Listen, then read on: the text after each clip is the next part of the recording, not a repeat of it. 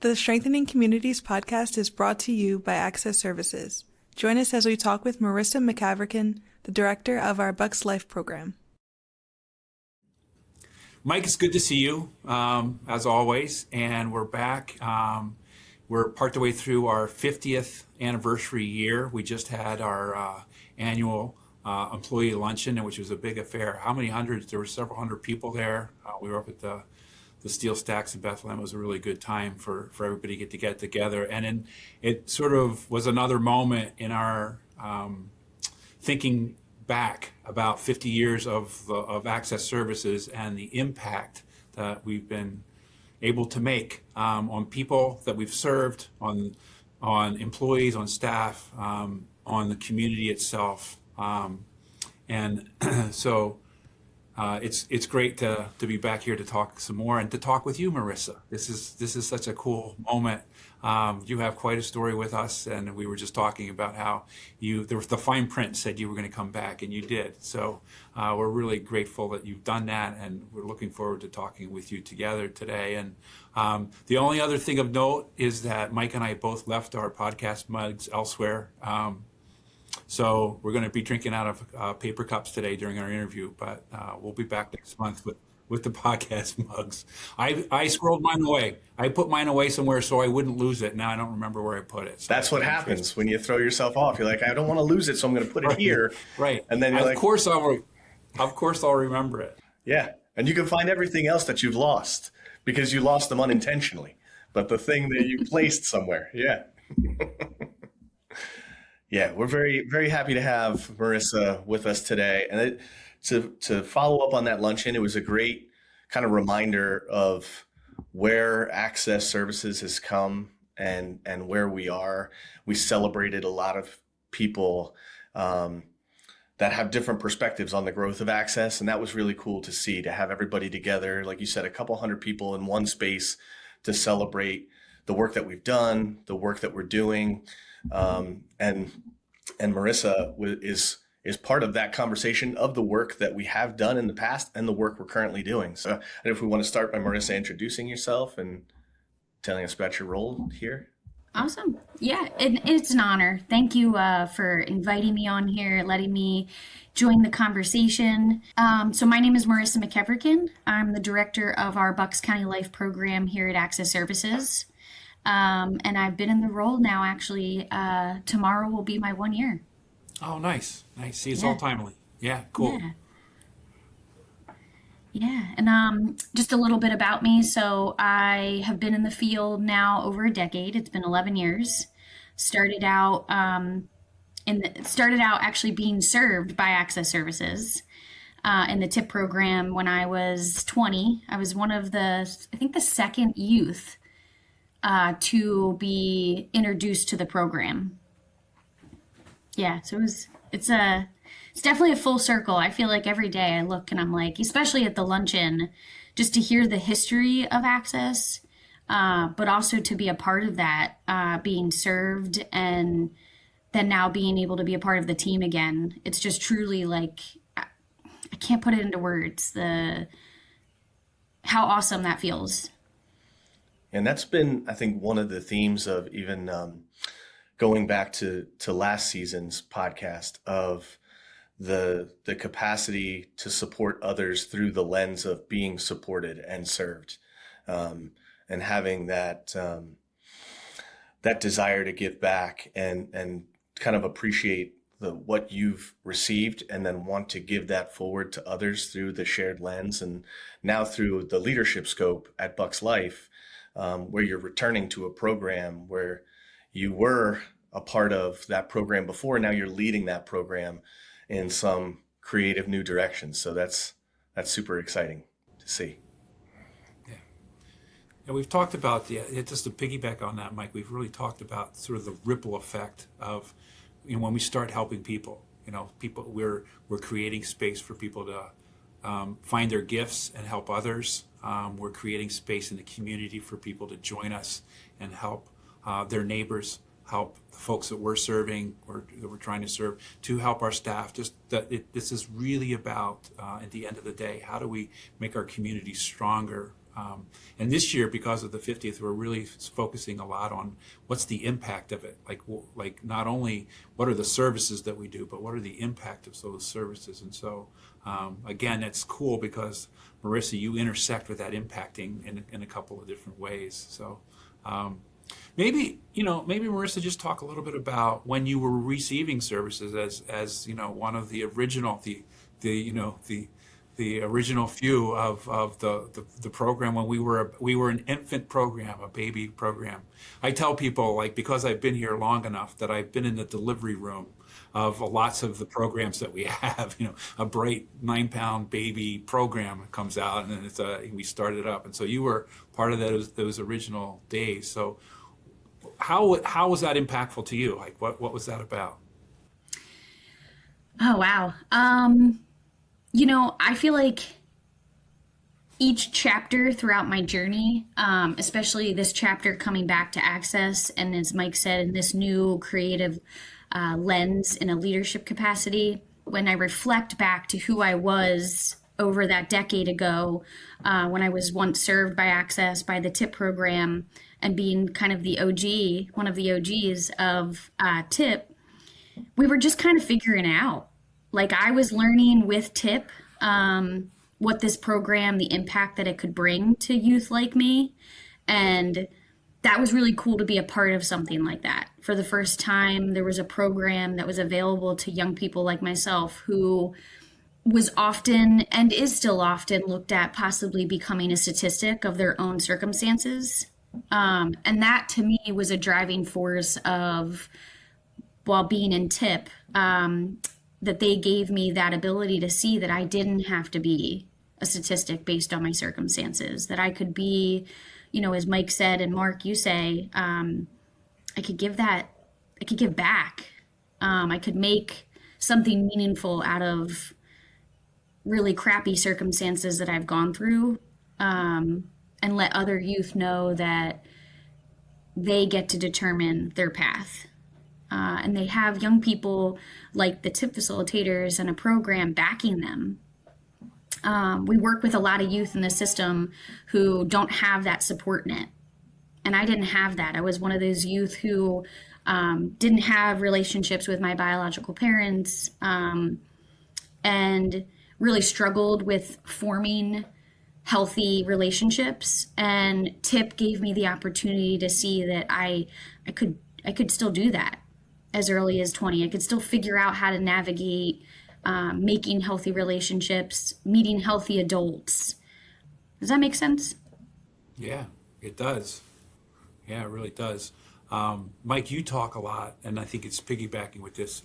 You talk a lot about it's not just a service. Like, it's not just this interaction, although it includes, maybe it builds off of the interaction between a staff person and a young person in TIP. But you guys do all of this stuff as a community. You create a sense of community. You create a sense of relationships with each other, and then you go do things in the community. So maybe both of you guys can talk about that a little bit, because I think then that starts to get us also to that ripple effect of impact. Yeah, I think Marissa's the only one who can be a TIP OG more than myself. I think I always consider myself the TIP OG, but Marissa was connected to the program before I was. And I think one of the most important parts of not just the TIP program, but a lot of the different services that we provide here is that we want to help support people in the context in which they exist, which is sometimes formal and also informal key players and supports in their life. So how do you exist as part of the connections that you have as a piece of a community that's looking to improve? And how do we as programs help you leverage your desire, your strengths, your interests to improve?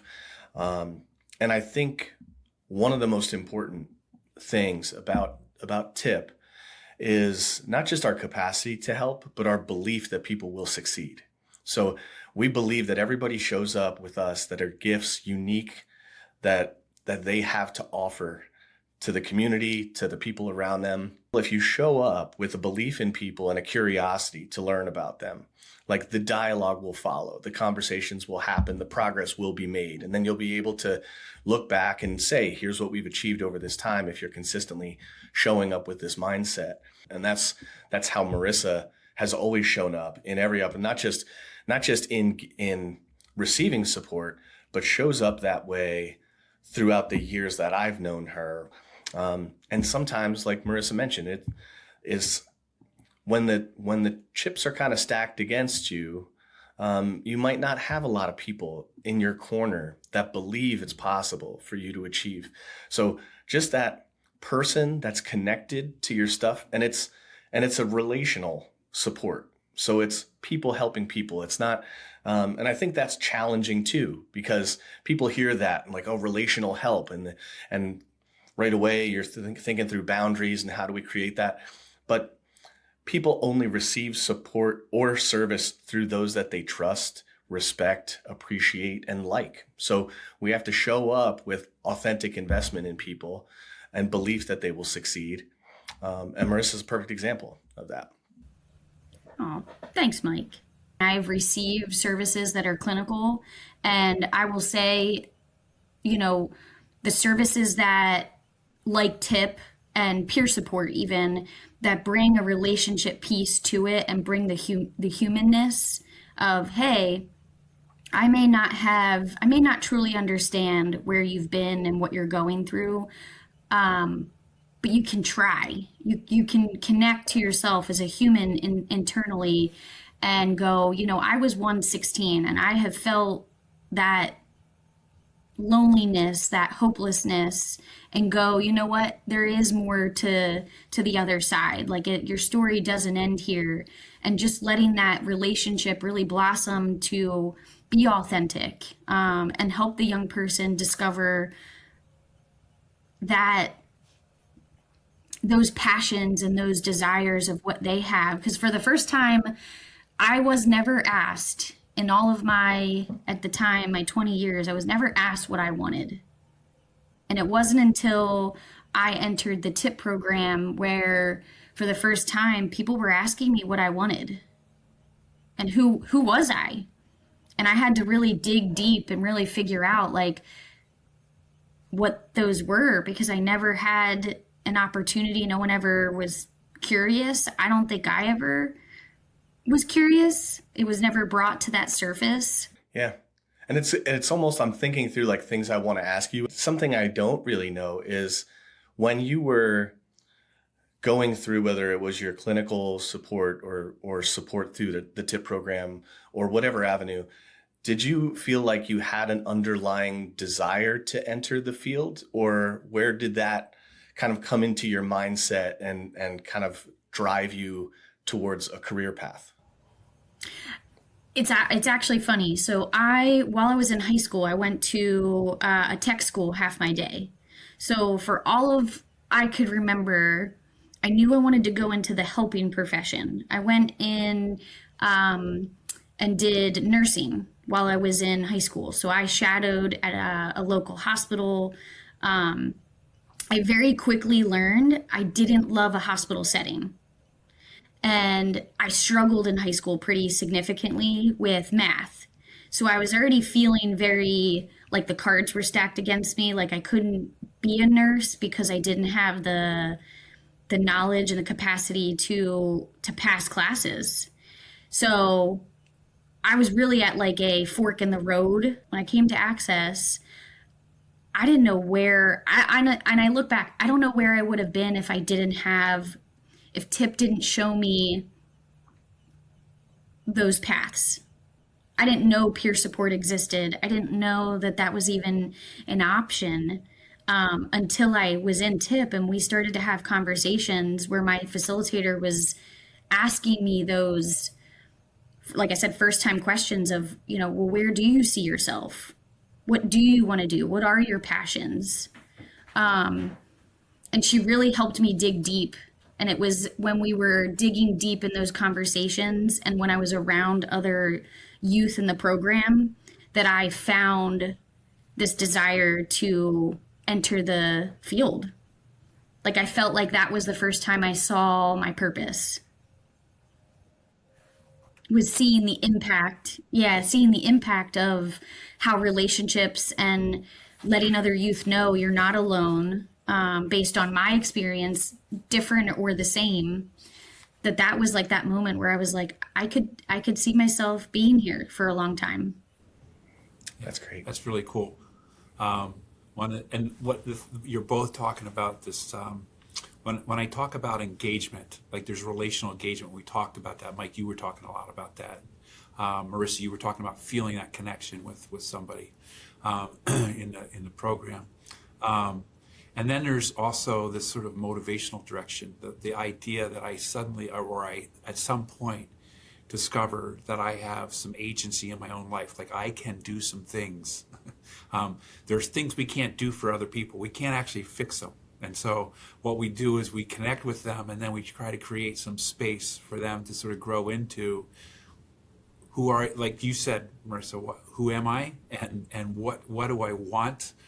These are questions that were new to you, that were being asked curiously of you. There's some pressing a little bit to encourage people to say, all right, what do you want to do with this opportunity that you have? Where do you see yourself going with it? And encouraging the energy and the focus and the direction to move towards something. And you're describing, both of those things really eloquently. It's really cool. And that was the cool thing about when I look back, to your point, Mark, it was, my facilitator really, not just the relational too, like you said, she met me with whatever your success looks like is your success. There was no judgment. There was no let's push you in this direction because of their own agenda. I think again the system sometimes has our own agenda, and it impacts or it trickles down to our youth and our young people. And that opportunity, like I said, to really be the driver. And that's where I think the model in itself of TIP and how the both of you train our facilitators is just that we meet the person exactly where they are without judgment and with curiosity and letting them really lead. And you know what? I appreciate that was your experience, especially from a young program, from like a young budding program. Like and it's also, it's unfortunate that is a kind of a rare experience at times for people who receive support in a variety of different avenues in the field, because that you would think that that's kind of the hallmark of support, is meeting me where I am, finding out what each unique individual wants to achieve, and helping someone in that direction. Did that, when you were connected, kind of your graduation from TIP, was that the beginning of your process down the CPS path, or how did that transition work from graduating TIP to getting involved in CPS work and with Bucks Life? It was a combination. So I think it was a combination of actually working with my TIP facilitator, doing our, it's been a quite some time since I remember my lingo, but our futures planning, and really having those conversations around, well, what is it that I want after post-graduation from the program? And one of my goals that I really discussed with my facilitator at the time, I was living in a CRR, and it was just before my 21st birthday. And I said, my biggest goal here, aside from graduating from the TIP program, was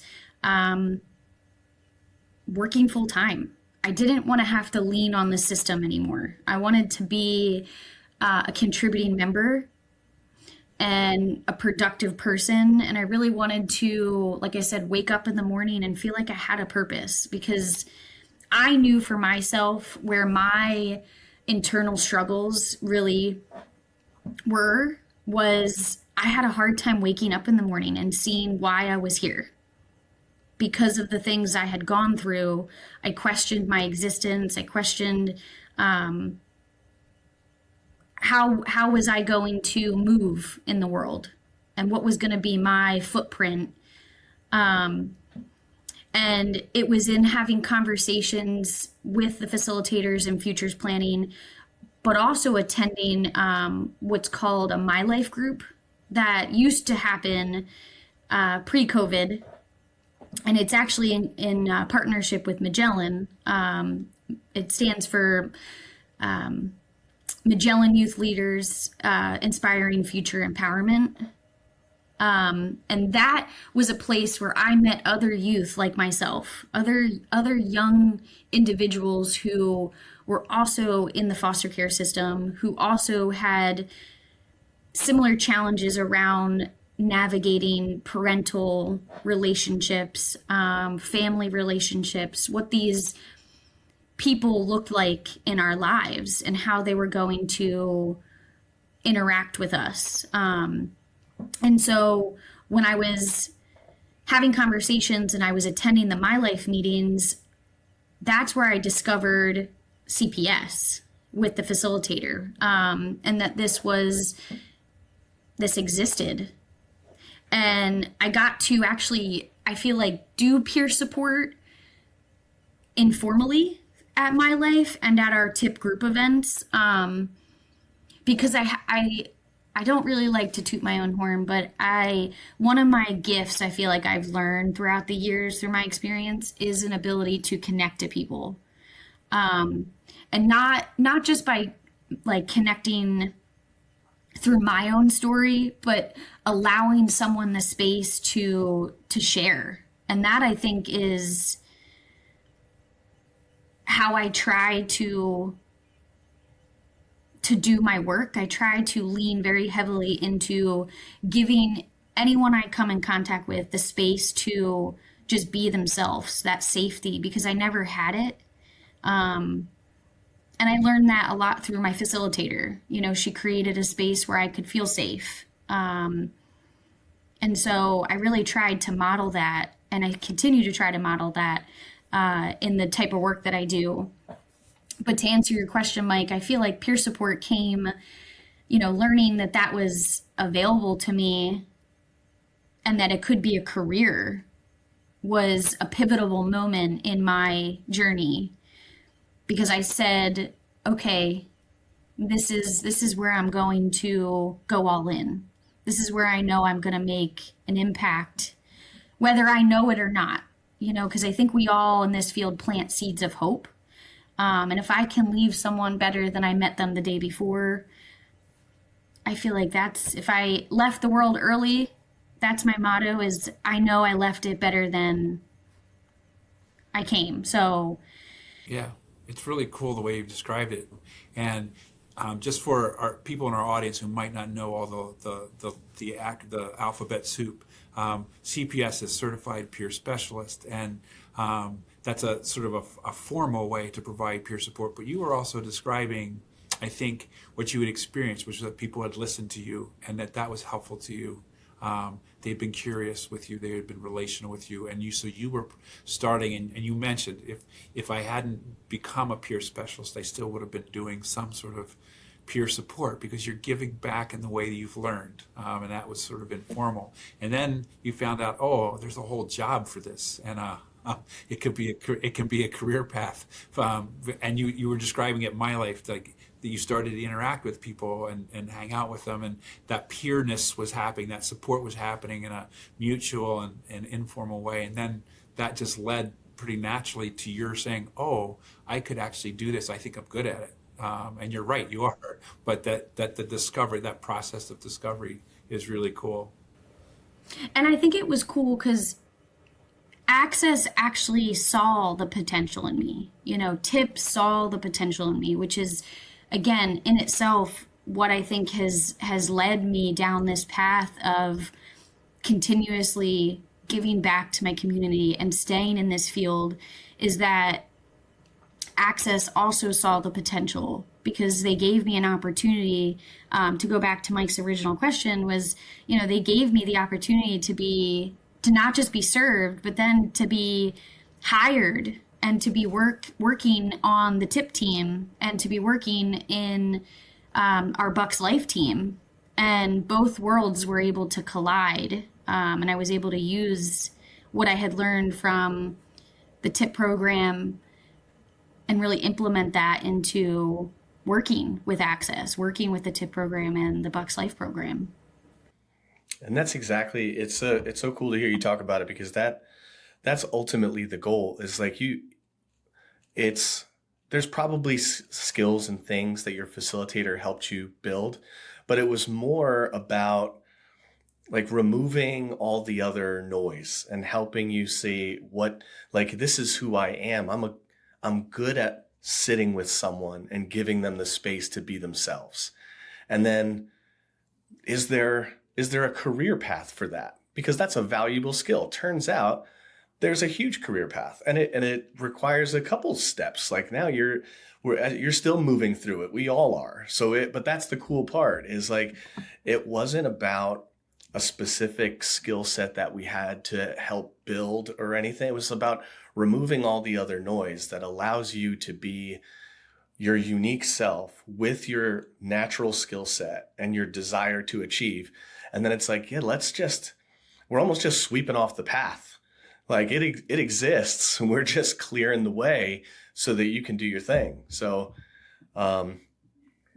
yeah, it's just been super cool for me, because I know I was not connected to TIP at that time. So when we were first introduced, you were working for Magellan in a variety of capacities. If you want to talk about that career path for you. Yeah. So afterwards, I worked I've always worked in peer support. That has been where my roots have lied. And as I said, where I really try to stick to as just in all my roles that I've had, but as a leader. And so, at my role at Magellan, I was the youth support coordinator for all of Bucks County, Pennsylvania.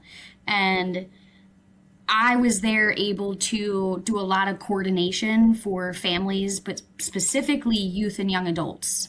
I think we all know when working with youth, that first step for anyone, but that first step for a young person to admit that they need help, because sometimes we think we know it all, and we've all been there. But, just to give, help them connect to services, coordinate that. I also led my life.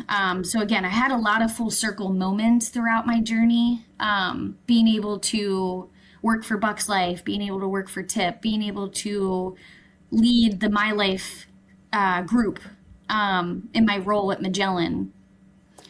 And in all my roles, I've only ever had a lot of passion for our youth and young adult population. Because as a young person myself, having gone through the system, and like we've all said here today, if we can be that one adult for that young person, that safety, that person that will meet them with curiosity and not judgment, that will, in Mike's words, sweep the path off for them. My gosh, how much better our world will continue to be, because they are our future, as corny as that sounds.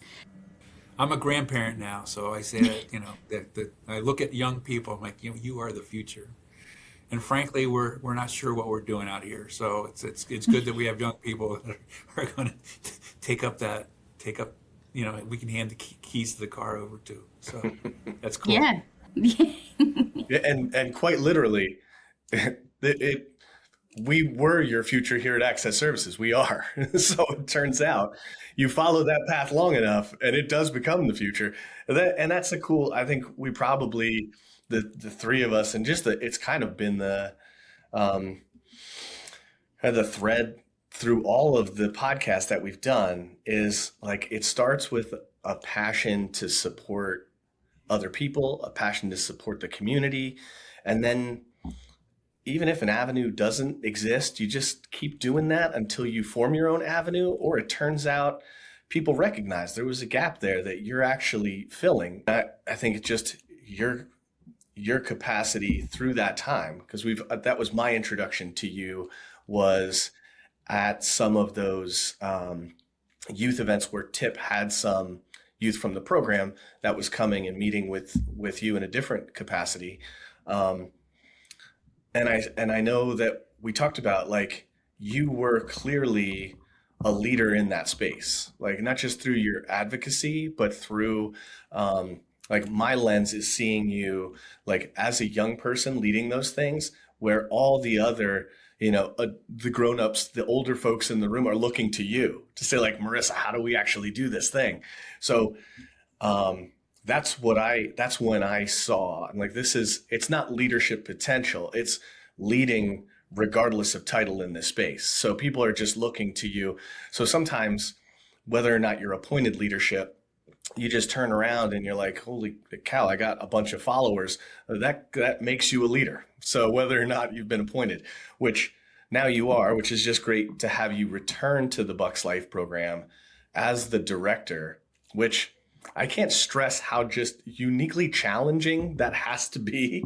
Like you make it seem very easy. So I'll just throw that out there, because it's like you're leading a team through the vision you've always had, which is, I believe in peer support.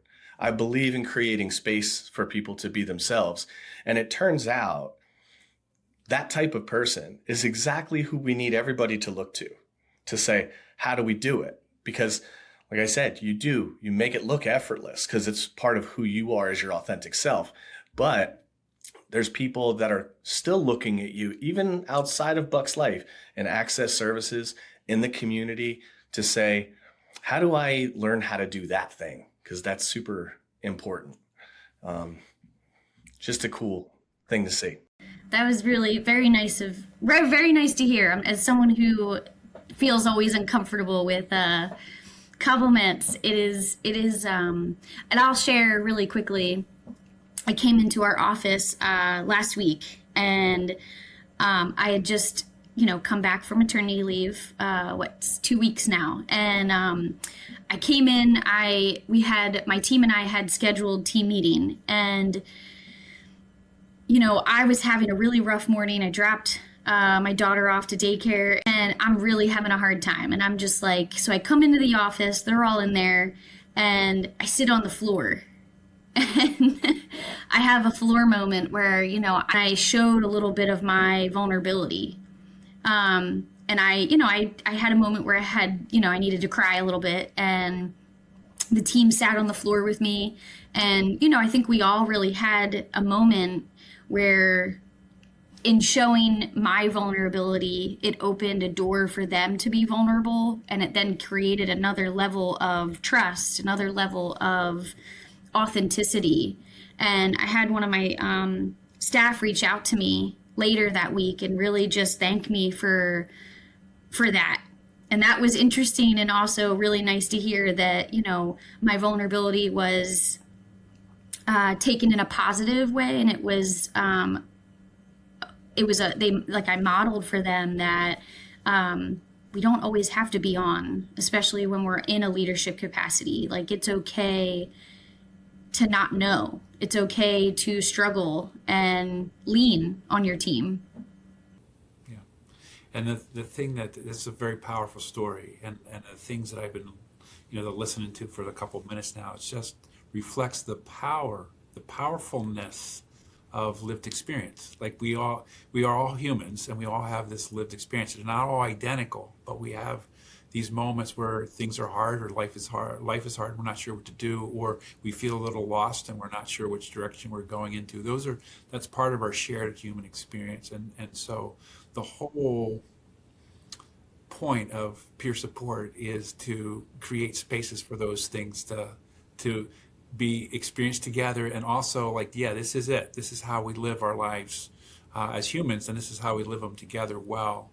And so I'm just struck by, at the end of the day, with all of the technology, with all of the the learned, the learned smarts, the schools of thought, the models of treatment, all of the things that the thing that lives underneath that is just the power of lived experience and sharing that in an authentic way. And so, Mike, you were talking about that, and Marissa, your story brings that out really, really well.